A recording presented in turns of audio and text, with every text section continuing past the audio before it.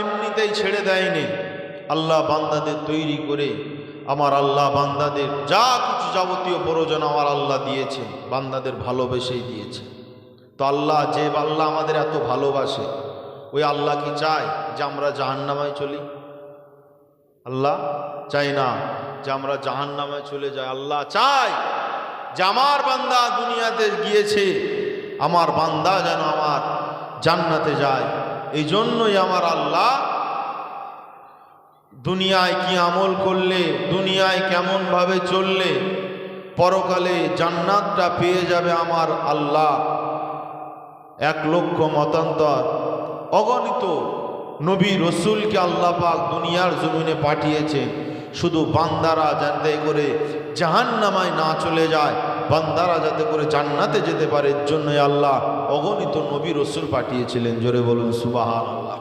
কিন্তু আমরা নাশকর অকৃতজ্ঞ, আমরা সেই আল্লাহ পাকের, যে আল্লাহ পাকের আমরা নিয়ামত খাই, যে আল্লাহ পাক আমাদের খাওয়ান দুবেলা দুমুঠো, আমরা সে আল্লাহ পাককে আমরা আজ ভুলে যাচ্ছি।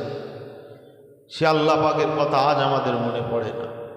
বান্দা সকালবেলা কর্মে গেলে, কাজে গেলে, বাড়িতে ফিরে আসলে এখানে অনেক মানুষ হয়তো রয়েছে, অনেক যুবক ভাই হয়তো রয়েছে যে সকাল ফজরের নামাজ হলো, নামাজ কখন হলো জানেই না, ঠিক না ভুল?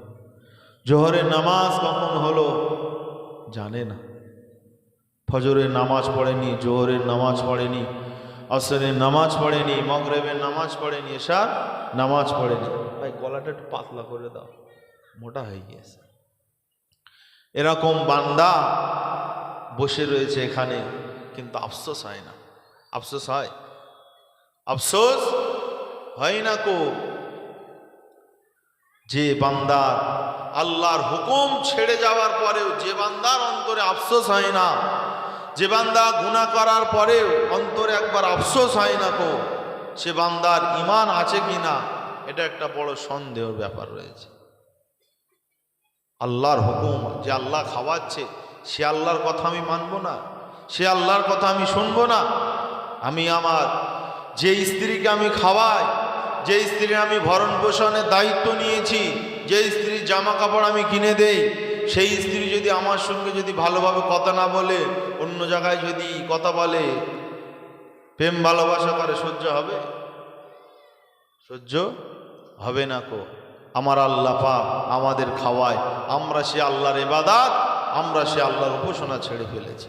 কাজেই বান্দা সাবধান হয়ে যেতে হবে। আমার আল্লাহ বান্দাদের বলছে, বান্দারা ইন্নাল্লাহ হাশতারা মিনাল মুমিনিনা আনফুসাহুম ওয়া আমওয়ালাহুম বিআন্না লাহুমুল জান্নাহ। হে আমার বান্দা, অবশ্যই যারা ঈমানদার, আমি ঈমানদারদের জান এবং ঈমানদারদের মাল, জান এবং মালকে আমি আল্লাহ ক্রয় করে নিয়েছি। কিসের বিনিময়ে? বিআন্না লাহুমুল জান্নাত। জোরে বলুন সুবহানাল্লাহ। ঈমানদার কারা? ঈমানদার কারা? আমরা তো বলি আল্লাহকে মানি, নবীকে মানি, বলি না? আমরাও তো কালেমা পড়েছি লা ইলাহা ইল্লাল্লাহ মুহাম্মাদুর রাসূলুল্লাহ। তাহলে আমরাও তো ঈমানদার, তাহলে আমরা কি জান্নাতে চলে যাব? আসেই মাফিরানো জওয়ান তরুণেরা, এ নবী পাকের প্রেমিকেরা, পৃথিবীর জমিনে অনেক মানুষ রয়েছে, তারা নিজেদেরকে ঈমানদার বলে দাবি করে, নিজেদেরকে ঈমানদার বলে দাবি করে। একজন বেনামাজি, সেও নিজেকে ঈমানদার বলে দাবি করে। একজন বেরোজাদার, সে নিজেকে ঈমানদার বলে দাবি করে।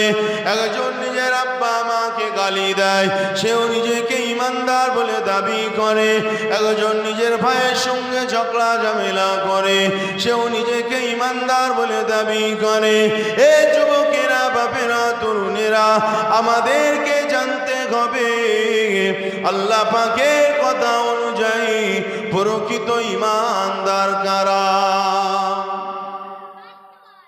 আল্লাহর কথা অনুযায়ী প্রকৃত ঈমানদার কারা, এটা আমাদের জানতে হবে। কারণ এখানে তো অনেক ঈমানদার রয়েছে।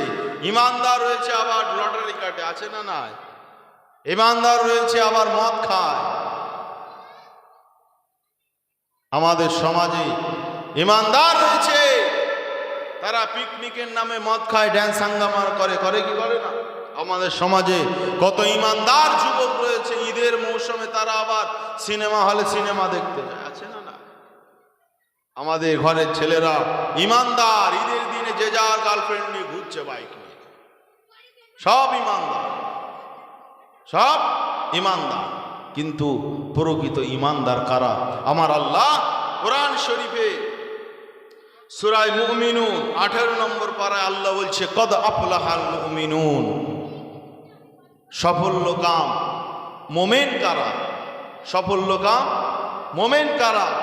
যে মোমেনদেরকে আল্লাহ তাদের জান এবং মালকে কিনে নিয়েছেন জান্নাতের বিনিময়ে, ওই মোমেন, প্রকৃত মোমেন কারা? আল্লাহ পাক কোরআন শরীফ 1 নম্বরে বলছেন, আল্লাযীনা হুম ফি সালাতিহিম খাশিউন। 1 নম্বর কি? আল্লাযীনা হুম ফি সালাতিহিম খাশিউন, যারা খুশু খুজুর সঙ্গে যারা নামাজটা আদায় করে। জোরে বলুন সুবহানাল্লাহ। আসেন বাপেরা, নওজোয়ান তরুণেরা, এই নবী পাকের প্রেমিকেরা, আমার আল্লাহ পাক নামাজ আদায় করতে বলেছে, খুশু খুজুর সঙ্গে নামাজটা আদায় করো। আজ আমরা নামাজ পড়ি, নামাজে আমাদের মন যায় না। আজ আমরা নামাজ পড়ি, নামাজের ভেতরে আমাদের মন থাকে না গো। এইদিকে ওইদিকে আমাদের নামাজটা চলে যায়। এ তরুণেরা, যুবকেরা, এই নামাজটা খুশু খুজু নামাজ নয়। আসেন বাপেরা, তরুণেরা, এই খুশু খুজু নামাজ আদায় করতে গেলে আমাদের কয়েকটা বিষয় আমাদেরকে জানতে হবে। আমাদের সমাজে অনেক নামাজি এমন রয়েছে যে নামাজ পড়ে ঠিকই, কিন্তু নামাজের শেষে দেখবেন কিছু কিছু বাচ্চা ছেলেরা অনেক সময় একটু চিল্লামিল্লি করে না? নামাজ শেষ হতে না হতেই কিছু কিছু 2-1 মুসল্লি দেখবেন, বয়স্ক মুসল্লি তেড়ে বেড়ে ওঠে, উল্টো পাল্টা বলে, তোর বাপ তোদের শিক্ষা দেয় না গো, এসব ছেলে পিলে কেন মসজিদে পাঠায়, মসজিদে চুপচাপ থাকতে পারে না, এরকম করে কি করে না? ও চাষা, যে চাষা এমন বলছে, ও চাষা কিছুই জানে না, বুঝলে? বাচ্চারা, আচ্ছা বলেন তো দেখি, নামাজের ভিতরে ধরেন একজন নামাজ পড়ছে, ধরেন আমি নামাজ পড়ছি, নামাজে আমি সূরা কেরাত পড়তে জানি না, ঠিক আছে? আর একটা যে আমার পিছনে বাচ্চা ছেলেপিলেরা বাচ্চারা চিল্লাচ্ছে, ওই বাচ্চাদের আওয়াজ আমার কানে যাচ্ছে, ঠিক আছে? বলেন তো এই দুটো কারণের মধ্যে থেকে কোন কারণটায় আমার নামাজ হবে না? কোন কারণে? যে আমরা সূরা কেরাত জানি না, এর জন্য নামাজ হবে না। এটা তো মানে পৃথিবীর, মানে কোরআন হাদিস থেকে সাব্যস্ত, আর পৃথিবীর কোন আলেম ওলামা, মাওলানা, মুফতি এই বিষয়ে দ্বিমত পোষণ করেনি, বুঝলেন? বাচ্চারা আওয়াজ করলে, কানে আওয়াজ গেলে নামাজ হবে না, এ ফতোয়া কোনো মুফতি সাহেব দিয়েছে? এ ফতোয়া কোনো মুফতি সাহেব দেয়নি তো, কিন্তু সবাই তো দিয়েছে যে নামাজে যদি সূরা কেরাত যদি না জানে তার নামাজটা হবে না। তো এই যে নামাজের ভিতরে এই সূরা কেরাত যদি আমরা সঠিকভাবে শুদ্ধভাবে যদি না পড়ি, নামাজ হবে? নামাজে আরবি রয়েছে, আরবিতে উচ্চারণ রয়েছে, তাই তো নাকি? আলিফ বা তা সা জিম হা খ, কত আলিফ বে তে সে বলে, এই যে অক্ষর আলিফ বা তা সা জিম হা খ দাল জাল র জা সিন শিন সদ দদ ত জ, এই অক্ষরগুলো রয়েছে। কিন্তু অক্ষর যদি আমি উল্টো পাল্টা পড়ি, নামাজ হবে? আলহামদুলিল্লাহ রব্বিল আলামিন, ওখানে যদি বলে আলহামদুলিল্লাহ রব্বিল আলামিন, হবে? সাইকেল মানে যে আমরা সাইকেল বলি, সাইকেল যে মানে বানান, সাইকেল কি দিয়ে সাইকেল হয়? সি থেকে সাইকেল, সি দিয়েই তো সাইকেল হয় নাকি? আচ্ছা বলুন, যদি এস যোগ করি হবে? এস যোগ করলে, ভাই একটু আওয়াজটা ঠিক করো, ক্যাটক্যাট করছে কেন? আওয়াজটা একটু স্মুথ করো, ভাষা।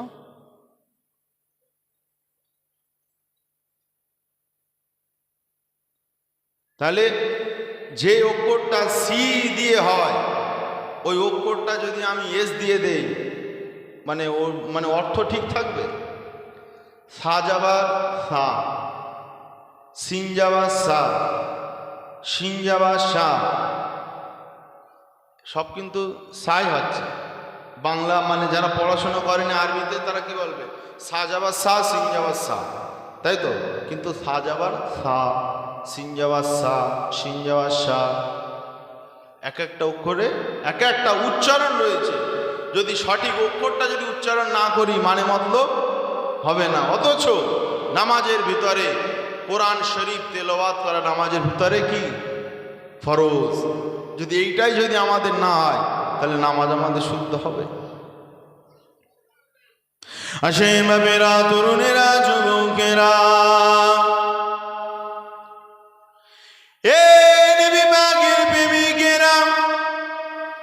এই যে নামাজ আমি আপনি আদায় করি, এই নামাজের ভিতরে আমার আপনার মন আসে না। নামাজের ভিতরে মন আনতে গেলে এক নম্বর হলো সূরা কেরাত আমাকে জানতে হবে। দ্বিতীয় নম্বর হলো নামাজের মসলা মসাইল একটু শিখতে হবে। আর তৃতীয় নম্বর হলো নামাজের ভিতরে যে সূরা কেরাত গুলো আমি আপনি তেলাওয়াত করব, ওই সূরা কেরাত গুলোর একটু অর্থ জানা। জোরে বলুন সুবহানাল্লাহ। এই যুবকেরা, তরুণেরা, আমরা নামাজ পড়ি, নামাজে আমাদের মন টিকে রাখো। এই সমস্ত কিছু বিষয় যদি আমরা খেয়াল করি, ইনশাআল্লাহ নামাজের ভিতরে আমাদের মন জমবে। যেমন নামাজের ভিতরে আল্লাহ নবী সাল্লাল্লাহু আলাইহি ওয়াসাল্লাম সাহাবীরা যেমন নামাজ আদায় করতেন, নামাজের ভিতরে যখন দাঁড়িয়ে যেতেন পৃথিবীর আর কোনো ঘুষ তাদের থাকতো না। জোরে বলুন সুবহানাল্লাহ।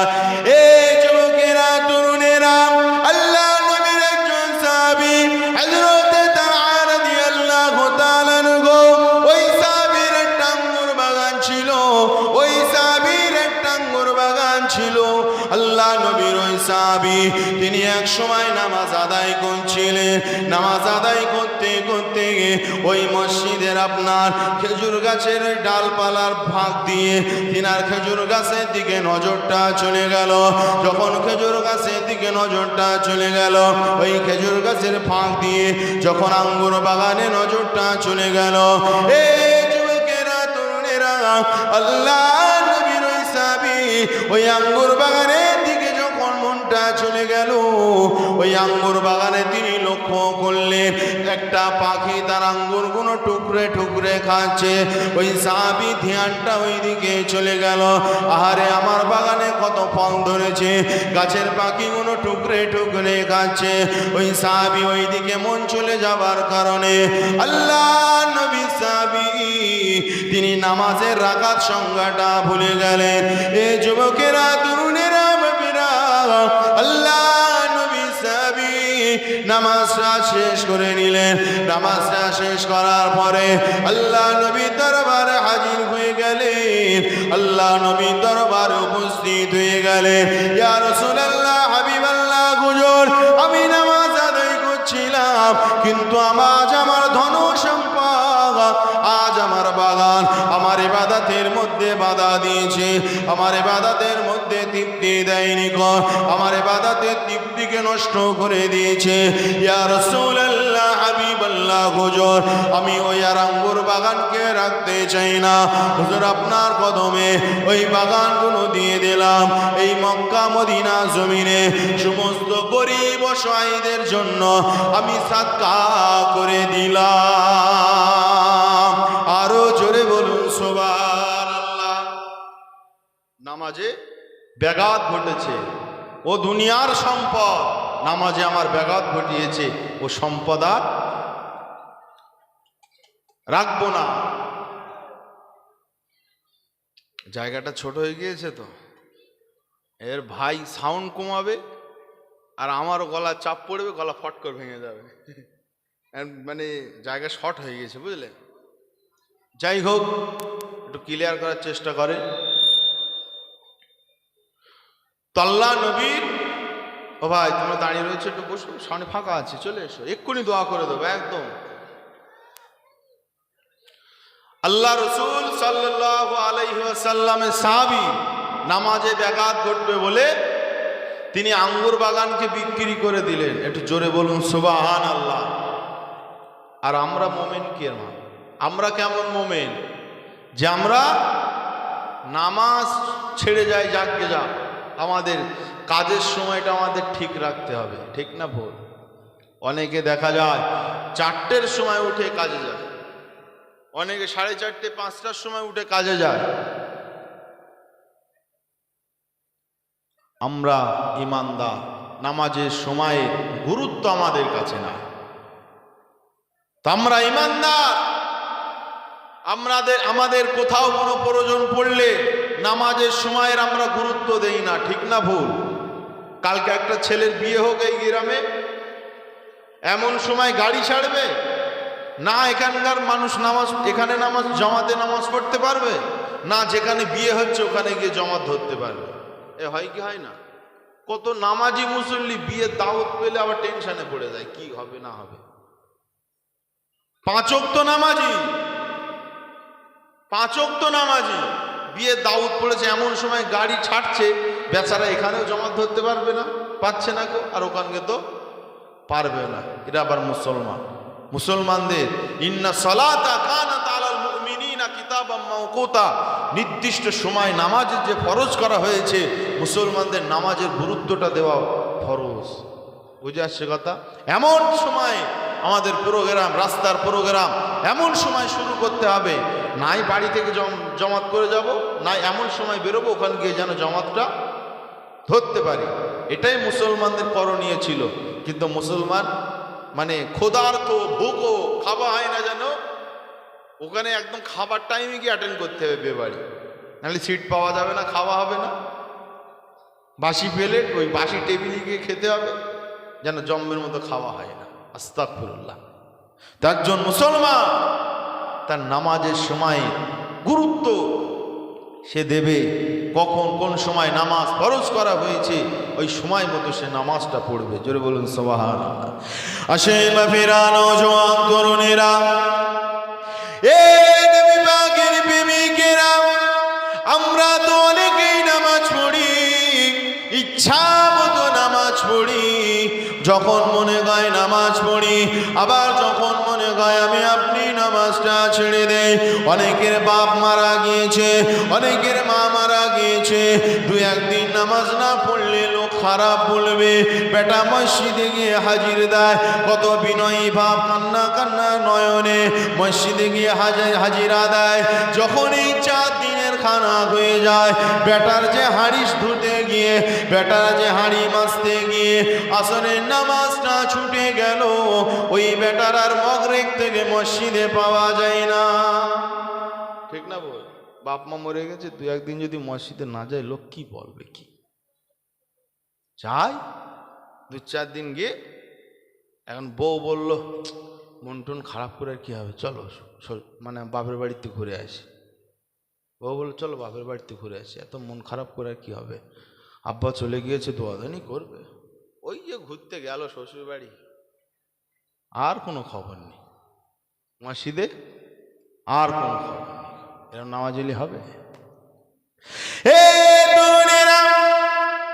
আমার আল্লাহ কোরআন শরীফের মধ্যে বললেন, ফাওয়াইলুল লিল মুসাল্লিন আল্লাযীনা হুম আন সালাতিহিম সাহুন। কিয়ামতের ময়দানে এক শ্রেণীর মুসল্লিরা, এক শ্রেণীর নামাজিরা, ফাওয়াইলুল লিল মুসাল্লিন, তারা জাহান্নামে ওয়াইল দুজকের মধ্যে পড়বে। আল্লাযীনা হুম আন সালাতিহিম সাহুন, যে ইচ্ছা মতো নামাজ পড়ে আবার ইচ্ছা মতো নামাজ ছেড়ে দেয়। যখন সময় পেল নামাজ পড়লো, আবার যখন সময় পেল না নামাজটা ছেড়ে দিল। এশায় বড্ড ঠান্ডা লাগছে, নামাজটা ছেড়ে দিল। ফজরে বড্ড ঠান্ডা লাগছে, নামাজটা ছেড়ে দিল। চাচা তুমি নামাজ পড়ো না কেন? চাচার কোনো জবাব নেই গো, শরীরটা অসুস্থ অসুস্থ ছিল, আসতে পারেনি, কিন্তু ফজরের আজান হচ্ছে চাচার কানে, ফজরের আজানে ধ্বনি ঢুকেছে, কিন্তু চাচা নিয়ত করেছে এত ঠান্ডায় কি করে উঠব, কাজাটা জোহরে আদায় করে দেব। এরকম নামাজি পাওয়া যায় কি যায় না? গরমের সময় বেশ ভালোই নামাজ পড়ে, ঠান্ডায় আর মসজিদে পাওয়া যায় না। আল্লাহ রসুল বললেন, তোমরা যদি মুনাফিক যদি দেখতে চাও, তোমরা দেখো যারা মুনাফিক হয় তারা এই ঠান্ডার সময় বিশেষ করে ফজরে আর এশায় তারা নামাজটা আদায় করে না। তাহলে নামাজি হয়েও জাহান্নামে জ্বলতে হবে, ইচ্ছা মতো ছেড়ে দিলে হবে না। আল্লাহ রসুল সাল্লাল্লাহু আলাইহি ওয়াসাল্লাম যেভাবে নামাজের পাবন্দি করেছেন, আমার নবী পাক সাল্লাল্লাহু আলাইহি ওয়াসাল্লামের সাহাবীগণ যেভাবে নামাজে পাবন্দি করেছেন, ওই রকম ভাবে নামাজে পাবন্দি করতে হবে। আমার আপনার নবী দান নবী নূর নবী, তিনি নামাজ যখন আদায় করতেন, আল্লাহ রাসূল সাল্লাল্লাহু আলাইহি ওয়াসাল্লাম তিনি লম্বা লম্বা রুকু, লম্বা লম্বা সিজদা দিতেন। জোরে বলুন সুবহানাল্লাহ। এই যুবকেরা তরুণেরা, আল্লাহ নবী তিনি যখন নামাজ আদায় করতেন, হাদিসের মধ্যে পাওয়া যায়, কিতাবের মধ্যে পাওয়া যায়, আল্লাহ নবী সাল্লাল্লাহু আলাইহি ওয়াসাল্লাম তিনি নামাজে এত পরিমাণ কিয়ামে দাঁড়িয়ে যেতেন, আল্লাহ রাসূল সাল্লাল্লাহু আলাইহি ওয়াসাল্লামে তিনার পা মোবারক গুলো পা মোবারক গুলো তিনার ফুলে যেত। জোরে বলুন সুবহানাল্লাহ। এ তরুণেরা, যুবকেরা, বাপেরা, আল্লাহ নবী সাল্লাল্লাহু আলাইহি ওয়াসাল্লাম জানিয়েছেন, এ আমার সাহাবীরা, এ আমার ইমানদার মুমিনেরা, এ আমার উম্মতেরা, শুনে রেখে দাও, তোমরা যখন নামাজ আদায় করবে, তোমরা এটা মনে মনে মনে মনে ভাববে, আমি যে আল্লাহ পাকের নামাজ আদায় করছি, সেই আল্লাহ পাককে আমি দেখতে পাচ্ছি। আর এতটুকু যদি তোমাদের মনে না হয়, অন্তত এটা তুমি ভাববে রব্বে করিম তোমায় দেখছে। জোরে বলুন সুবহানাল্লাহ। এ নওজোয়ান তরুণেরা, এ নবী পাকের প্রেমিকেরা, আল্লাহ রাসূল সাল্লাল্লাহু আলাইহি ওয়াসাল্লাম তিনি সেই জীবনে তিনি শরীর অসুস্থ থাকার কারণে তিনি মদিনা মসজিদে ইমামতি করতে পারেননি। আল্লাহ নবী সাল্লাল্লাহু সাহাবীদের কাঁধে ভর করে মসজিদে ওই নামাজের দৃশ্যখানা দেখার জন্য আল্লাহ নবী সাল্লাল্লাহু তিনি ব্যাকুল হয়ে পড়লেন। আল্লাহ নবী সাহাবীরা মসজিদে নববীতে নামাজ আদায় করছে, হযরতে আবু বকর হুজুর ইমামতি করলেন। আল্লাহ নবী এই দৃশ্যখানা দেখে তিনি কেঁদে ফেললেন। জোরে বলুন সুবহানাল্লাহ। ভাই ভলিউমটা একটু বাড়িয়ে যাও, তুমি কমিয়ে দিয়ে চলে যাচ্ছ তো, হালকা দাও, একটু আগেই তো ঠিক ছিল, তুমি হাত দিলে। একবার দুরূদ শরীফ আল্লাহুম্মা সাল্লি আলা। সামনে একটু সামনের দিকে আসেন, দু চারজন চলে আসেন। হাত দেওয়ার আগে ঠিক ছিল,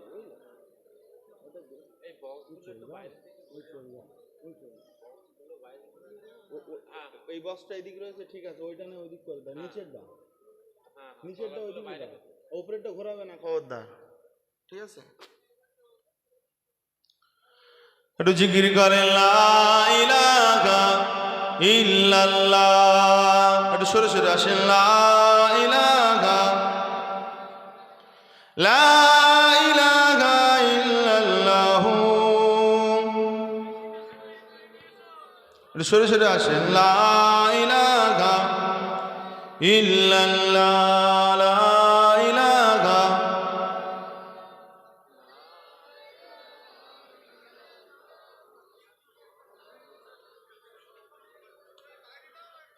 ऐ सबसे गुंबिद वाले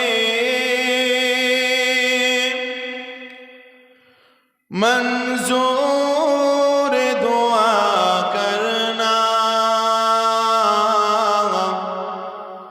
जब वक्त नजर आए आका,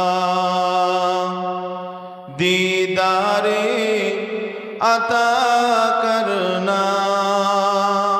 জোরে বলুন না সুবহানাল্লাহ।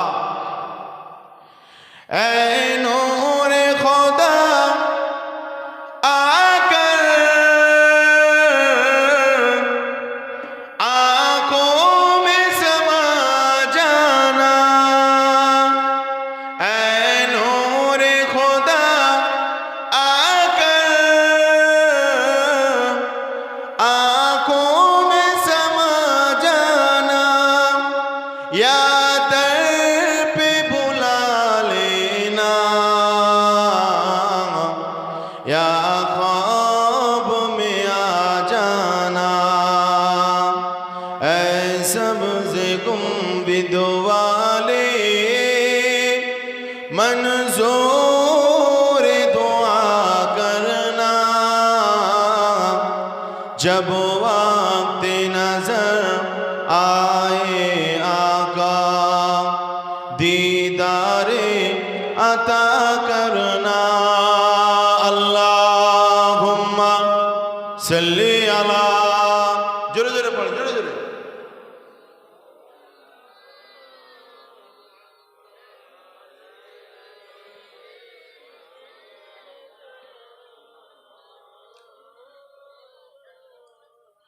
मैं कब्र के अंधेरी में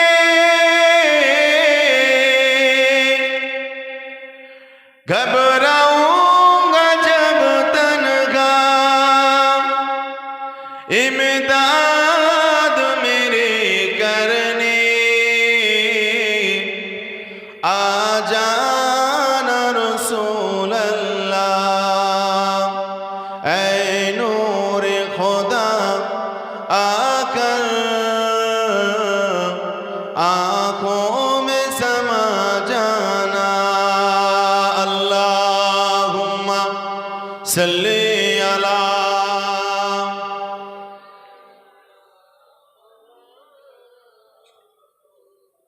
वाला आले सय्यिदिना। ए নওজওয়ানেরা, আপনাদের যে কথাটা বলেছিলাম, আল্লাহ রাসূল সাল্লাল্লাহু আলাইহি সাল্লাম নামাজের কত গুরুত্ব দিয়েছেন। আল্লাহ নবী সাহাবীরা নামাজ আদায় করেছেন। আল্লাহ পাক আমাদের খুশুখুশুর সঙ্গে নামাজ আদায় করতে বলেছে। এ তরুণেরা, যুবকেরা, ব্যাখ্যা করতে গেলে অনেকটা সময় লেগে যাবে। আরো কিছু কথা বাকি রয়েছে। এক কথায় আপনাকে বলছি বাবা, একজন নামাজি, প্রকৃত নামাজি যে নামাজ পড়বে, 4 রাকাত নামাজ আদায় করবে, মাগরিবে 3 রাকাত নামাজ আদায় করবে, ফজরে 2 রাকাত নামাজ আদায় করে নেবে। ওই নামাজি নামাজ আদায় করার পরে ওই নামাজি অন্য কোনো চিন্তা মাথায় থাকবে না। প্রকৃত নামাজি সালাম ফেরানোর পরে একটাই তার মনে উদয় হবে, আরে নামাজটা যে আদায় করলাম, জোহর আসর মাগরিব এশার নামাজটা যে আদায় করলাম, যে আমি রুকু করলাম, সিজদা করলাম, এই রুকু সিজদা আল্লাহ দরবারে কবুল হয়েছে কিনা একজন নামাজির মধ্যে এই ভাবটা থাকবে।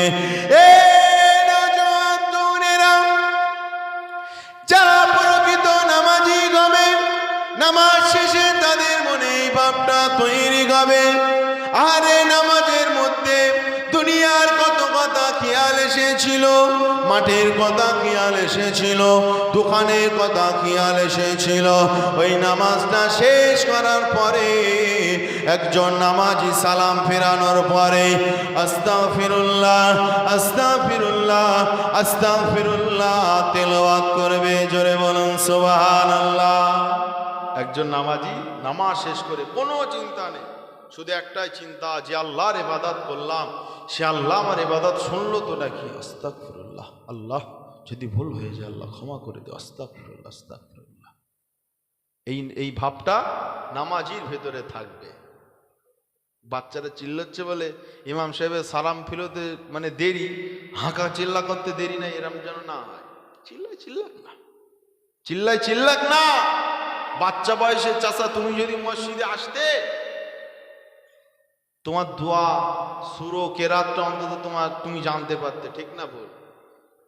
যে চাচা দোয়ায় কুনুত জানে না, সানা জানে না, ও চাচাই বাচ্চা বয়সে মসজিদে আসেনি বলে জানে না, ও চিল্লামিল্লি করেনি বলে জানে না। ও যদি বাচ্চা বয়সে চিল্লামিল্লি করতো তাও অন্তত জানত। বুঝে আসছে কথা? আসে বাপিরা, নওজোয়ান তরুণেরা, তাহলে 1 নম্বর নামাজ আদায় করতে হবে, খুশুখুশুর সঙ্গে নামাজ আদায় করতে হবে। এ নবী পাকের প্রেমিকেরা, 2 নম্বরে আমার আল্লাহ বলেন ওয়াল্লাযীনা হুম আনিল লাগবি মুরিজুন, অনর্থ কথাবার্তা বলা যাবে না, অনর্থ কাজকর্ম করা যাবে না। আজকাল আমাদের সমাজে আমরা দেখতে পাই, চা দোকানে বসে, মাচায় বসে, আড়তে বসে একে অন্যের গীবত গিল্লাজ করে। অনেকে আমার মা বোনেদের মধ্যে দুই যায় মিলে একে অপরের গীবত গিল্লাজ করে, অন্যের গীবত গিল্লাজ করে।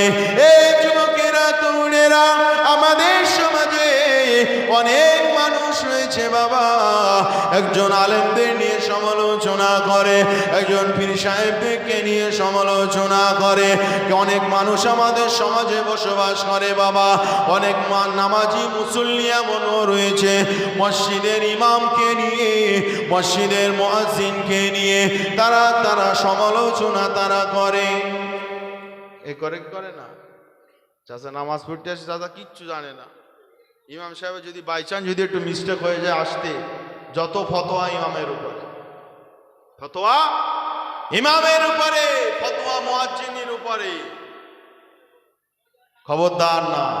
আমার বাড়ির মা বোনেরা মানে গীবত গিল্লাস করায় মানে একদম 1 নম্বর ফার্স্ট, বুঝলে? 2 যায় গল্প করছে, বুঝলেন? 2 যায় গল্প করবে, অন্য আরেকটা কে রয়েছে, যাটা রয়েছে, কিংবা আরো প্রতিবেশী যা রয়েছে তাকে নিয়ে তাদের নিয়ে সমালোচনা করছে, গল্প করছে, গীবত গিল্লাজ করছে। আবার যখন ওই জায়ের সঙ্গে দেখাবে, ওর সঙ্গে আবার বিরাট বন্ধু হয়ে যাবে, আবার একে নিয়ে করবে, বুঝলে? এই সমস্ত অনর্থ, যার কোনো বিকার, যার কোনো মূল্য নেই, খবরদার এই সমস্ত অনর্থ জিনিস থেকে আমাদের বেঁচে থাকতে হবে। বুঝে আসছে কথা? এইসব উল্টো পাল্টা যে কথা বলে আমার লাভ নেই, যে কথা বলে আমার আখেরাতে উপায় হবে না, মানে কোনো ফল পাবো না, নেকি সওয়াব কিছুই হবে না, ও কথা বলে আমার কি লাভ? এসব অনর্থ কিছু করা যাবে না, যেটা আখেরাতে কোনো উপকার আসবে না। তোমার স্ত্রী রয়েছে, স্ত্রীর সঙ্গে তুমি প্রেম ভালোবাসা করো না, শরিয়াত হালাল করেছে, শরিয়াত হালাল করেছে, যে হালাল জিনিস শুনতে আমার লজ্জা কিছু। স্ত্রীর সঙ্গে গল্প করো, আনন্দ ফুর্তি করো, খেল তামাশা করো। 2-4 দিন বিয়ে করে 2-4 বছর হয়ে গেল, বউর এখন ভালো লাগে না, এখন অন্য জায়গায় আবার পরকীয়ার সম্পর্ক জড়ে, ঠিক না বউ? আমাদের সমাজে অনেক ছেলে রয়েছে, বিয়ে করার সময় আর যৌবনের তো মানে তাও না, মানে আর সামলাতে পারেনি, যেমন তেমন মেয়ে একটা দেখেছে, পছন্দ করেছে, বিয়ে হয়ে গেছে। বিয়ে হয়ে যাওয়ার পরে আল্লাহ পাক বিয়ের পরে সংসারে অনেকের মানে 100-র মধ্যে 90% মানুষের বিয়ের পরে সংসারে আল্লাহ বরকত দেয়, বুঝলে? এই বিয়ের পরে যে সংসারে বরকত হয়েছে, অনেক টাকা পয়সা হয়েছে, আগের বউ আর ভালো লাগে না, আগের বউ আর ভালো লাগে না। যত ভুল ধরা যায়, যত চিমটি কাটা যায়, যত উল্টো পাল্টা বলা যায়, বুঝলে? খবরদার না, এই সমস্ত জিনিসগুলো করবে না গো। অনার্থক জিনিস, যেটা আমার কবরে কোনো উপকারে আসবে না, যেটা আমার আখেরাতেও কোনো উপকার আসবে না। একজন মুমিন বান্দার অনার্থক কাজকর্ম করতে পারে না। আপনি 2টো কথা বলছেন, 2টো কথার মধ্যে আপনি একটা আল্লাহ রসুলের কথা বলেন, এটাই আপনার কাজে লাগবে। রাস্তা দিয়ে যাচ্ছেন, 2জন বসে রয়েছে, নামাজ পড়তে যাচ্ছে, কচি চলো নামাজটা পড়বে, বাবাজি চলো নামাজটা পড়বে। দরকারি, প্রয়োজনীয়, আখেরাতে দরকার, মানে আখেরাতে সম্বল হবে, কবরে সম্বল হবে, এই সমস্ত কথাবার্তাগুলো বলবে।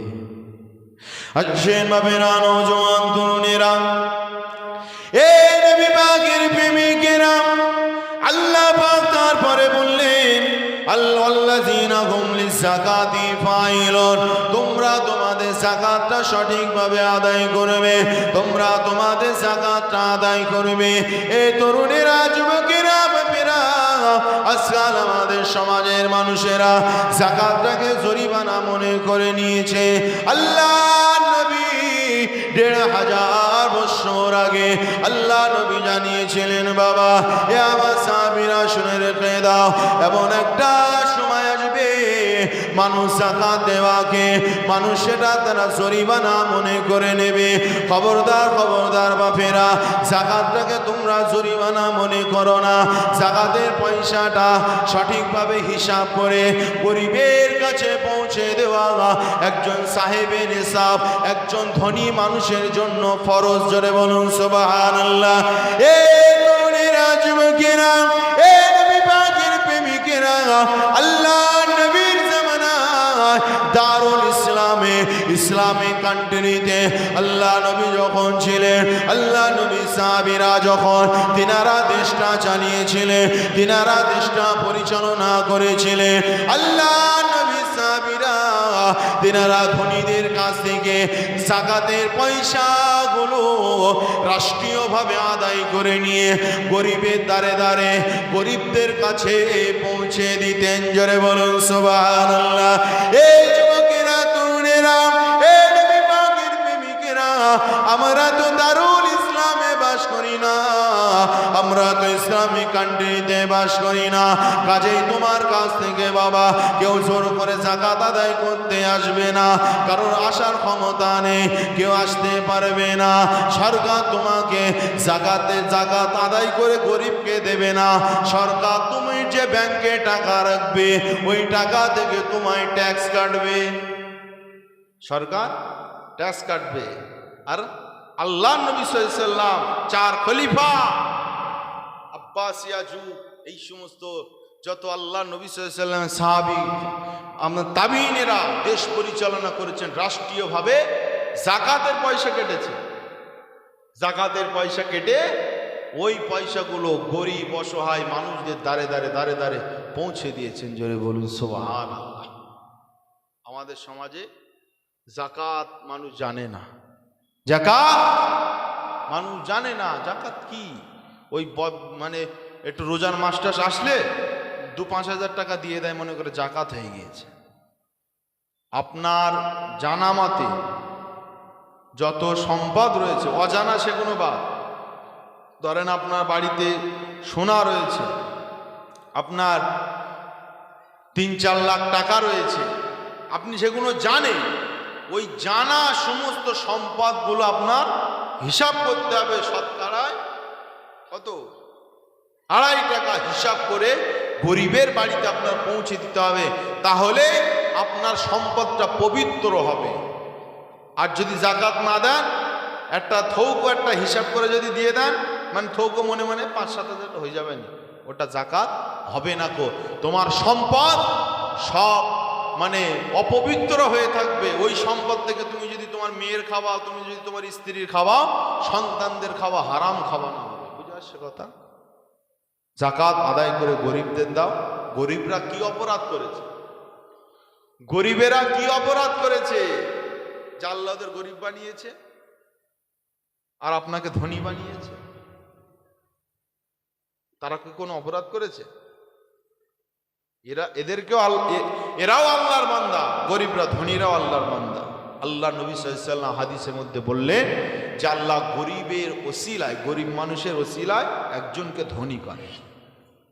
গরিবের পরীক্ষা নিচ্ছে আল্লাহ ওর মানে আল্লাহ ওর যেটা অতিরিক্ত যা কিছু, যে দেখা যাচ্ছে আমার মাসে 10,000 টাকা দরকার, আর অতিরিক্ত মানে কি 30,000-50,000 টাকা আর এক্সট্রা ইনকাম, এটা অতিরিক্ত।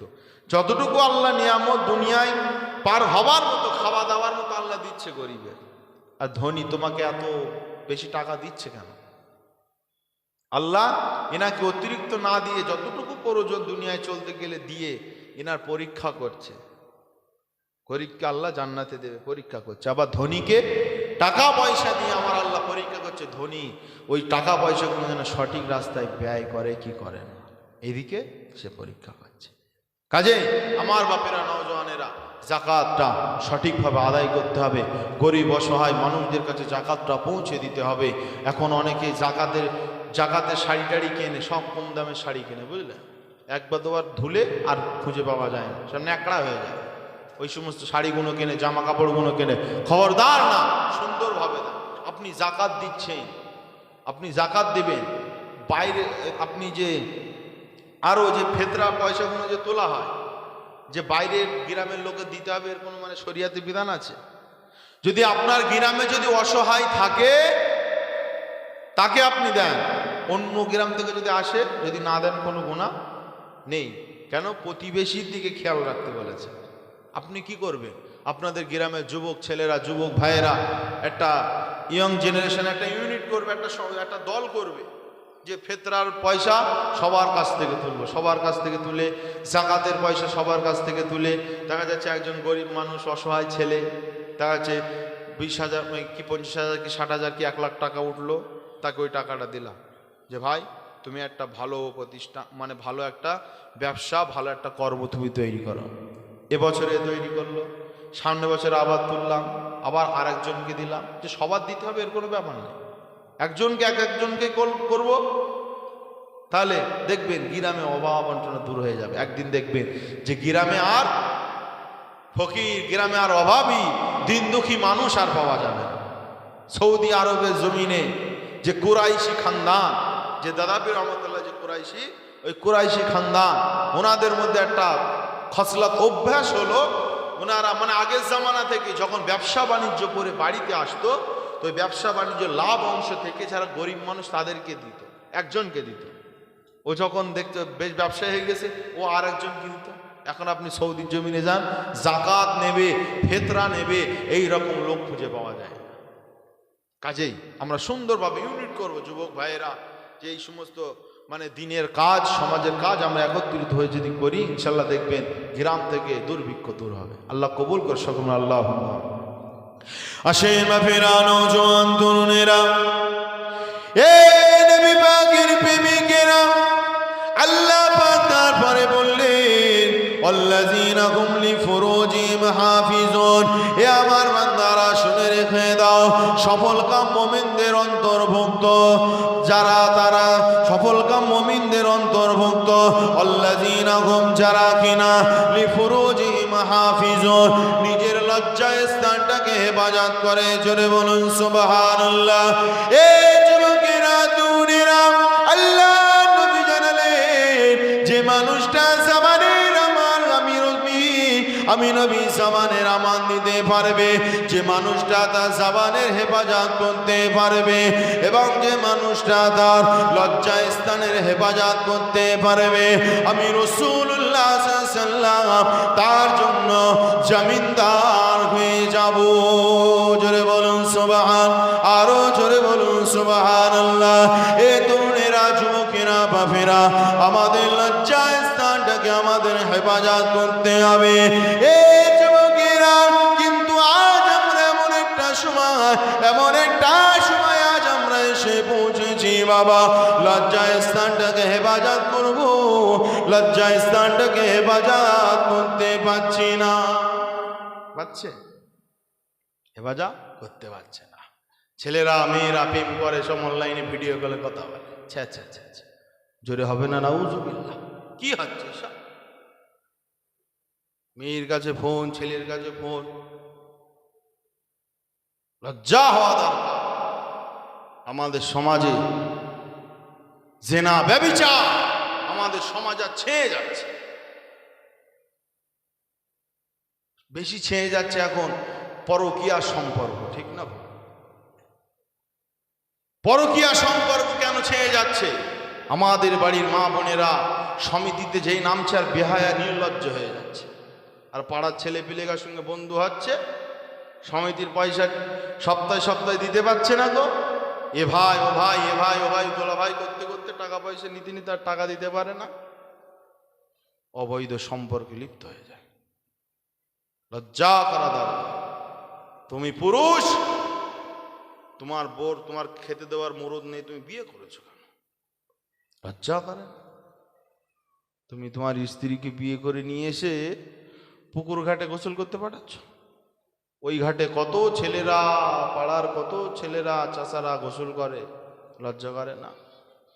শরীরে কোন জায়গায় কোথায় পানি লেগে যায়, কাপড় জড়িয়ে যায়, সাবধান হওয়া দরকার নেই যে কার বদনজর লেগে যেতে পারে। এত মোবাইলে মানে মাসে 239 আরো সব রিচার্জ রয়েছে। রিচার্জ করার পয়সা হয় 300 টাকা দিয়ে ওই কালো তেরপল কিনে একটা গোসলখানা করার পয়সা হয় না? কি গোসলখানা কি ওই আপনার ওই সিমেন্ট বালি ইট দিয়েই করতে হবে নাকি? এর মানে আছে? 300-400 টাকা দিয়ে তেরপল মানে কালো জরি কিনে গোসলখানা করলেই তো হয়ে যায়, তাই তো নাকি? তা করবে না। এদিকে মোবাইলে রিচার্জ করছে, এদিকে এই করছে ওই করছে। আর আমরা পুরুষরা কাপুরুষেরা আমরা আমাদের ঘরের স্ত্রীকে টাকা পয়সার সঙ্গে মানে সম্পর্ক জুড়ে দিচ্ছি। মানে অবৈধভাবে আমরা টাকা পয়সা লোন পাচ্ছি না, কি করবো? ঘরের স্ত্রীকে বাইর করে দিলাম। কত নির্লজ্জ বেহায়া! নিজের স্ত্রীকে দেনমোহর দিয়ে বিয়ে করে এনেছে, আর শরিয়াত হুকুম করেছে তোমার স্ত্রী তোমার জন্য লেবাস হুন্না লিবাসুল্লাহ কুমান্তুম লিবাসুল্লাহ হুন্না, তোমাদের জন্য লেবাস একে ওপরে। আর তোমার স্ত্রী বিয়ে বাড়ি যাচ্ছে, মরা বাড়ি গেলে একদম যেন ভাবি যেন একদম মানে চাচি হয়ে যায়, বউ হয়ে যায়, কত ঢেকে ঢুকে যাচ্ছে। আর যে বেবাড়ি যায় পেট ফাঁকা পিঠ ফাঁকা। ওরে বাবারে, এখন ব্লাউজ আবার সব পিটি সব লাভ আঁকানি কিনে, লাভ কাটিং আছে না, অনেক ব্লাউজ দেখবেন হাতায় সব লাভ কাটিং রয়েছে। তুমি রাস্তায় কার ভালোবাসবে, কার ধর্ম? তোমার বিয়ে শাদী হয়ে গেছে, তুমি মানে নির্লজ্জ, তোমার লজ্জা করে না? তোমার স্বামী রয়েছে আর তুমি এমন জামা ড্রেস পরছো, তোমার পিঠের অংশ দেখা যাচ্ছে, পুরুষেরা দেখবে। আচ্ছা, খবরদার, এই সমস্ত অশ্লীল লেবাস থেকে আমাদের হেফাজত করতে হবে। জেনা করার থেকে ভয়াবহ এই সমস্ত দৃশ্যগুলো। কারণ আমার আল্লাহ কোরআনের মধ্যে বললেন, এই নওজওয়ানেরা, আল্লাহ পাক জানিয়ে দিলেন, ওয়ালা তাকরাবুজ জিনা, তোমরা জেনা ধারে পাশেও তোমরা যেও না। এ তরুণেরা, যুবকেরা, জেনা ধারে পাশে যেতে আমার আল্লাহ নিষেধ করছে। বাবা, ব্যাখ্যাটা একটু বুঝতে হবে। জেনা ধারে পাশে যেও না মানে যে সমস্ত কর্মে, যে সমস্ত কারণে মানুষ জেনার দিকে ধাবিত হয়, ওই সমস্ত কারণ থেকে দূরে সরে থাকতে হবে। ওই সমস্ত কারণ থেকে দূরে সরে থাকতে, যে কারণে জেনা হওয়ার আশঙ্কা রয়েছে, যে কারণে আপনার জেনা হওয়ার আশঙ্কা রয়েছে, ওই সমস্ত কারণ থেকে আপনাকে দূরে সরে থাকতে হবে।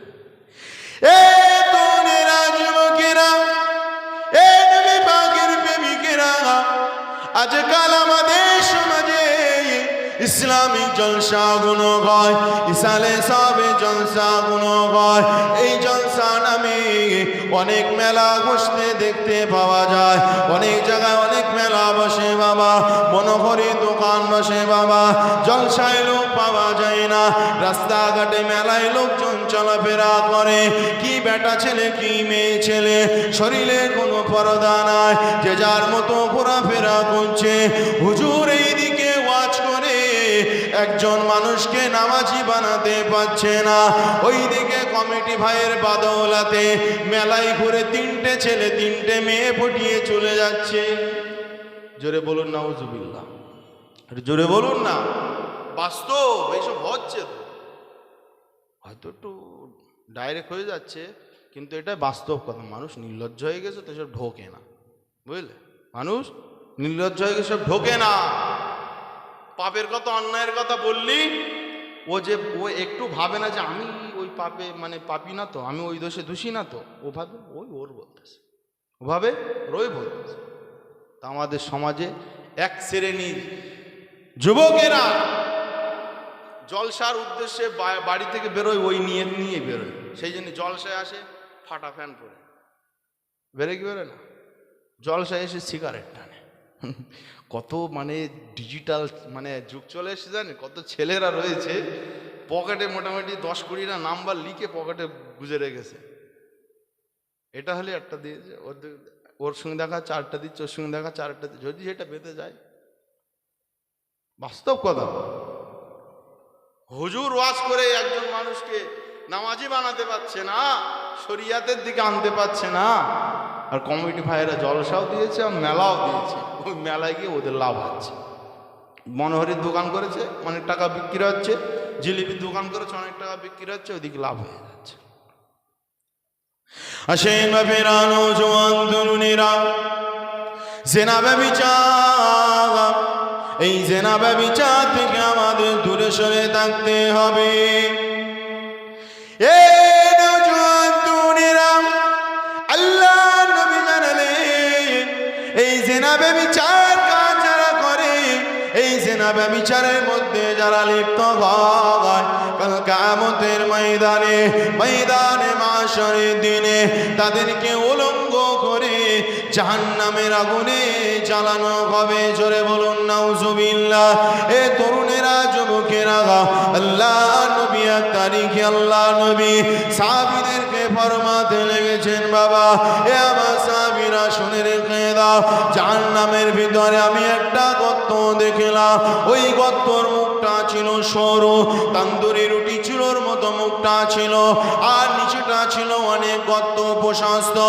এই যুবকেরা, তরুণেরা, আল্লাহ নবী সাহাবীদের বলেছিলেন, বাবা ও আমার সাহাবীরা শুনে রেখে দাও, ওই গর্তের ভিতরে কিছু উলঙ্গ নারী, কিছু উলঙ্গ পুরুষেরা, নারী পুরুষেরা দাও দাও দাও দাও দাও দাও দাও দাও করে জ্বলছে। ওই দাও আগুনের এত প্রকার তেজ, আগুনের এত তাপ, ওই তলা থেকে আগুন তাদেরকে ভাত ফোটানোর মতো করে উলঙ্গ নারী পুরুষদেরকে তুলিয়ে আবার মুখের গোড়ায় চলে আসে। মুখের গোড়ায় দাঁড়িয়ে থাকা একজন ফারিস্তা, হাফাজা ফারিস্তা।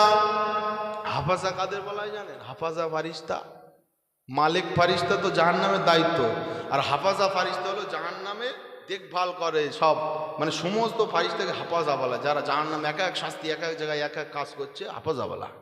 ওই ফারিস্তা ওই আগুনের চুলার গর্তের ওখানে থাকবে, তাকে মুগুর দিয়ে বাড়ি মারবে অথবা পাথর দিয়ে বাড়ি মারে, ওই আবার দাও করে ওই গর্তর নিচেই চলে যায়। এই যুবকেরা, আল্লাহ নবী ওই হযরতে জিবরাইলকে জিজ্ঞাসা করলেন, ও ভাই জিবরাইল আলাইহিস সালাম, এরা কারা বলো, এরা কারা বলো? হযরতে জিবরাইল সালাম বললেন, ইয়া রাসূলুল্লাহ, হাবিবাল্লাহ গো, এরা পৃথিবী জমিনে বিনা বিবাহে একে অপরের সঙ্গে জিনা করেছিল, একে অপরকে লজ্জার স্থান দেখিয়েছিল, আর জনমের মতো উলঙ্গ করে দিয়ে এদেরকে এই আগুনে শাস্তি দেওয়া হচ্ছে। জোরে বলুন না নাউজুবিল্লাহ। খবরদার, জেনা ব্যভিচার ধারে পাশে যেও। তুমি বিয়ে করেছো, তোমার শালী রয়েছে, শালীর থেকে 10 হাত দূরে থাকো। তোমার ছেলেকে বিয়ে দিয়েছো, তোমার বিন রয়েছে, বিন থেকে 10 হাত দূরে থাকো। খবরদার, যেই সমস্ত জায়গা বিষাক্ত ওখানে বেশি খাতির করতে যেও নি। এখনকার তো সব মানে ম্যাক্সিমাম একটা প্রবাদ বাক্য মানে কথা বেরিয়েই গিয়েছে, শালী মানে হাব্ব। জোরে বলুন নাউজুবিল্লাহ। এই ঠিক না? শালী তোমার যে মানে কতটা মানে কারেন্টের মতো যে বিষাক্ত, একবারও মেয়ের বাপ মানে মেয়ের মা ভাবে না। দুলাভাই বাজারে যাচ্ছে, কি করতে? যা দুলাভাইয়ের সঙ্গে চলে যা। জোরে বলুন নাউজুবিল্লাহ।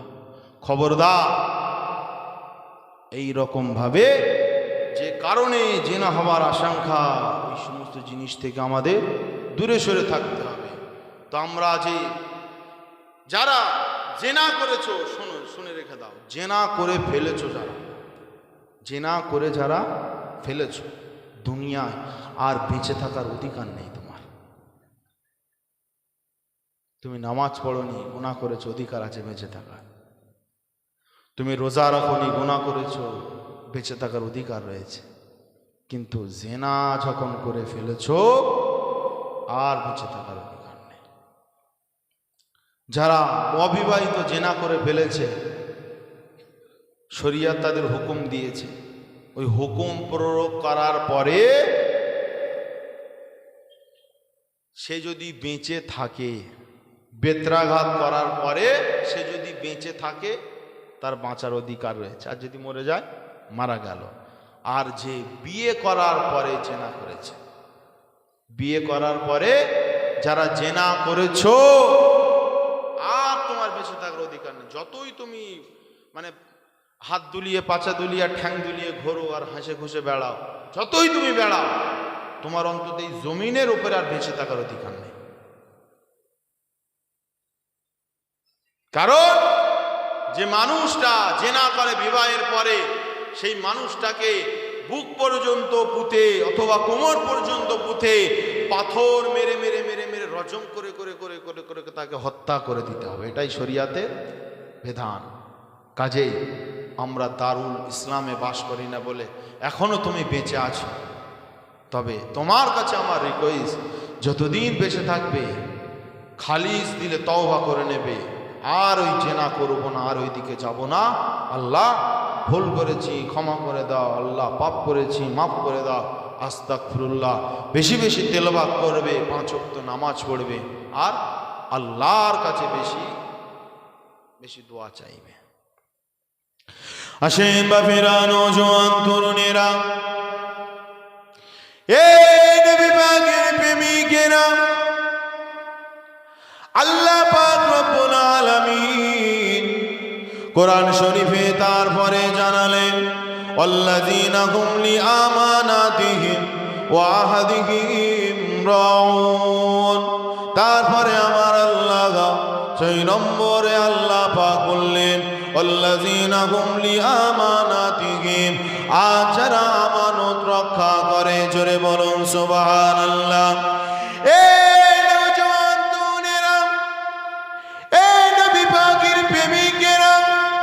আমানত শুধু টাকা পয়সা নয়, শুধু টাকা পয়সা লেনদেনটাই আমানত নয়, আমানত আরো কিছু রয়েছে।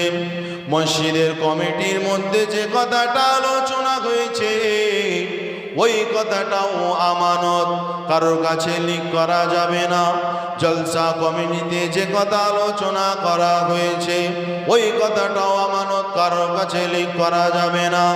এ যুবকেরা, তরুণেরা, বাপেরা, তোমরা 2 বন্ধু দুজনার মধ্যে যে কথা হয়েছে, ঝামেলা হলে ঝগড়া হলেও তোমার ওই বন্ধুর কথাগুলো আর কাউকে লিক করা যাবে না।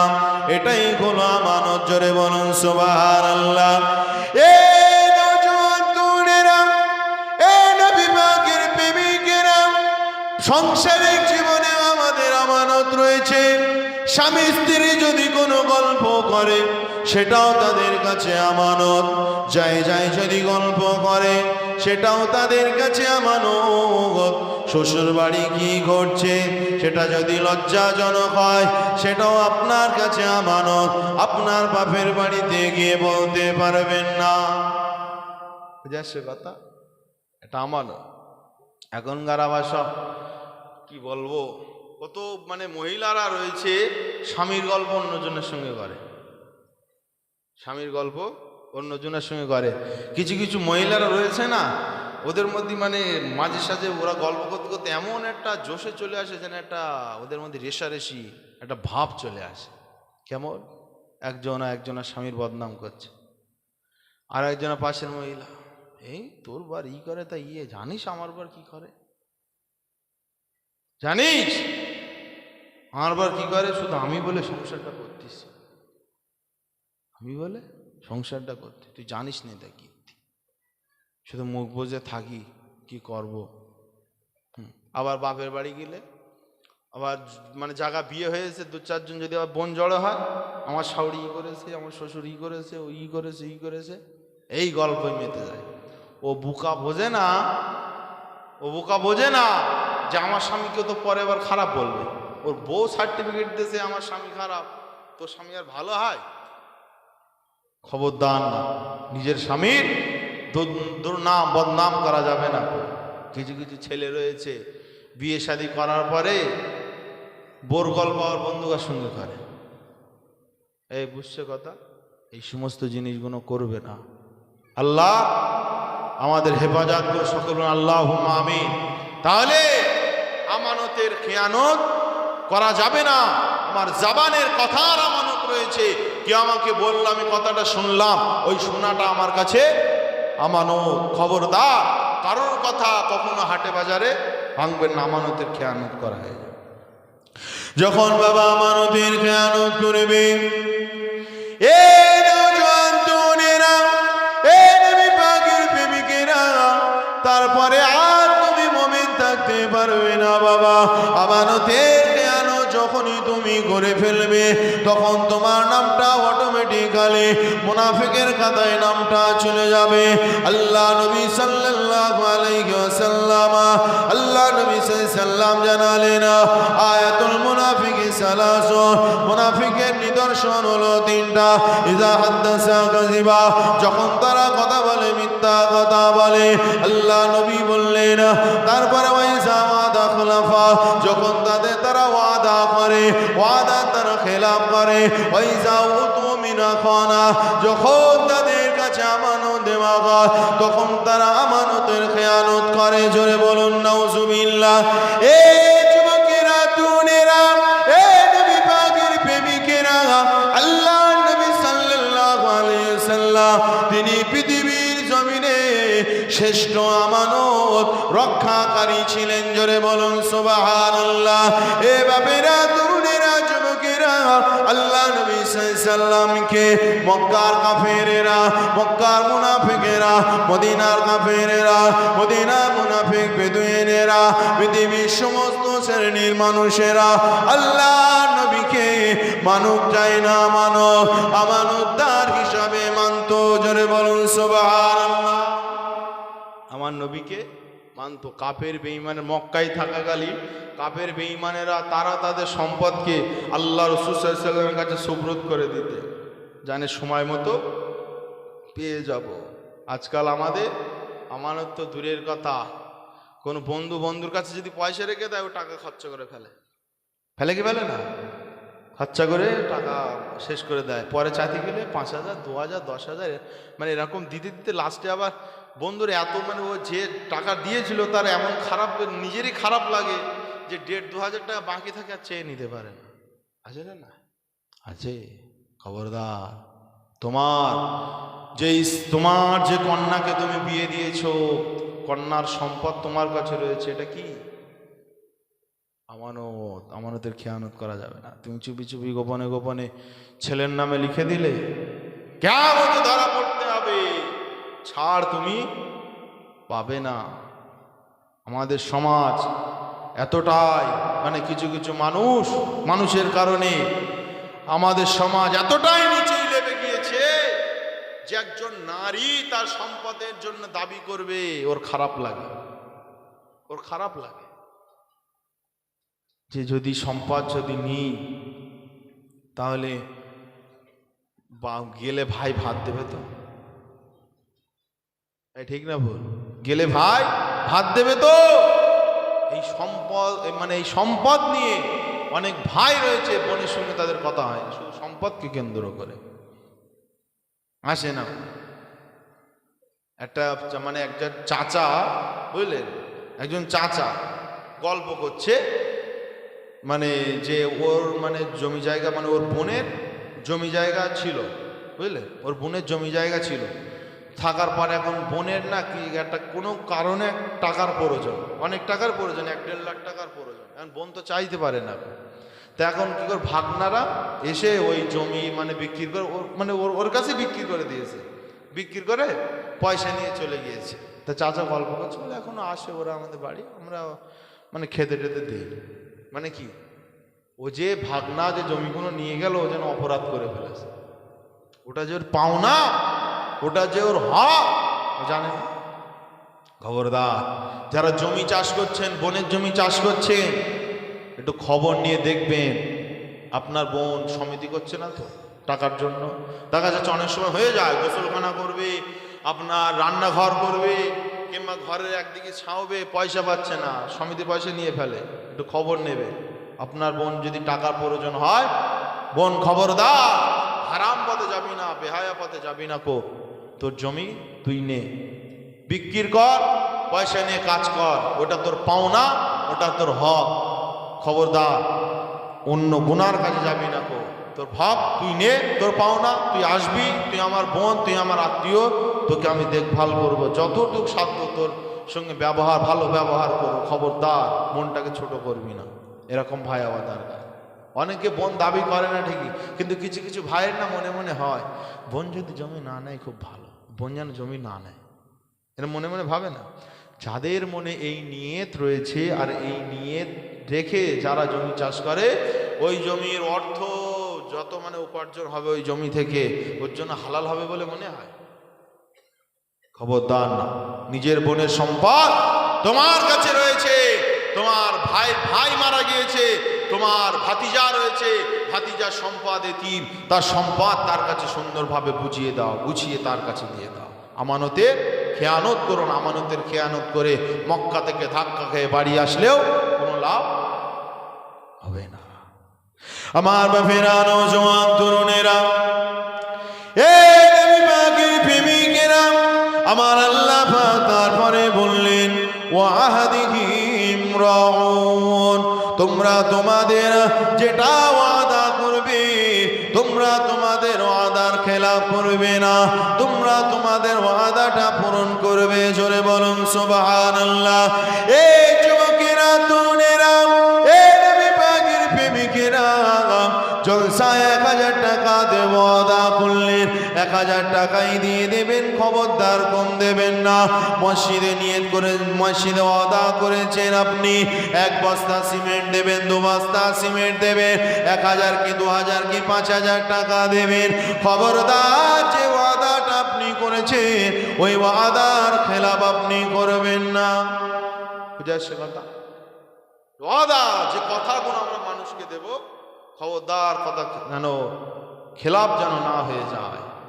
আমরা অনেকে মানুষকে ওয়াদা করে মানুষকে বেশ ফুলিয়ে তুলি, পরে আর নিজের ওয়াদার কথা আমরা ভুলে যাই। খবরদার আমার বাপেরা, নওজোয়ান তরুণেরা, তাহলে এই কটা বিষয় বললাম, 1 2 7টা বিষয় আপনাদের বললাম। এটা একটা মোমেনদের যে সমস্ত মোমেনদের জান এবং মালকে ক্রয় করে নিয়েছে আল্লাহ, মোমেনদের কিছু নিদর্শন। বুঝে আসছে কথা? তারপরে আল্লাহ পাক সূরা বাকারায়, সূরা তওবায় আল্লাহ পাক বলেছেন, আত-তাইবুন আল-আবিদুন আল-হামিদুন আস-সাইহুন আর-রাকিউন আস-সাজিদুন আল-আমিরুন বিল মারুফ। এখানেও মোমেনদের গুণ বৈশিষ্ট্য কি হওয়া দরকার? আত-তাইবুনা, তওবাকারী হতে হবে, তাইবুন আল-আবিদুন, ইবাদতকারী হতে হবে, ইত্যাদি ইত্যাদি। তো যাই হোক, তাহলে এতক্ষণ ধরে আমরা একটা কথা তো, সার কথা তো বুঝলাম যে আমরাও মোমেন, আর আল্লাহ কোরআনে যে মোমেনদের কথা বলেছে, এ মোমেন আর আমরা মোমেন, এর মধ্যে পার্থক্য আছে না? নাই, আছে তো নাকি? সেই জন্য আমার বাপেরা, মোমেন হও, প্রকৃত মোমেন হও। মোমেন হও, নিজের আহাল, নিজের পরিবারকে শরিয়াতের মধ্যে রাখো। মোমেন তুমি 5 ওয়াক্ত নামাজ পড়ো, রমজান মাসে রোজা রাখো, যাকাতে সময় হয়ে গেলে যাকাত দাও, মা বাপকে খেতে দাও, ভাইয়ের সঙ্গে ঝগড়া করো না, বোনের সঙ্গে ঝগড়া করো না, ইবাদত বন্দি করো, রাতের অন্ধকারে উঠে আল্লাহর কাছে তওবা করো, কাঁদাকাটি করো, আল্লাহর কাছে গুনাহ মাফ চাও। মুমিনরা সবসময় বিনয়ী ভাব নিয়ে তারা চলবে। যাই হোক, আল্লাহ পাক রব্বুল আলামিন আমাদের সকলকে পাক্কা মুমিন হওয়ার তৌফিক দান করুন। সকল বলেন আল্লাহুম্মা আমিন। আসেন আমরা নবী পাকের দরবারে সালাম জানাবো। ইয়া নবী সালামুন। এটা খুলে নিচ্ছি।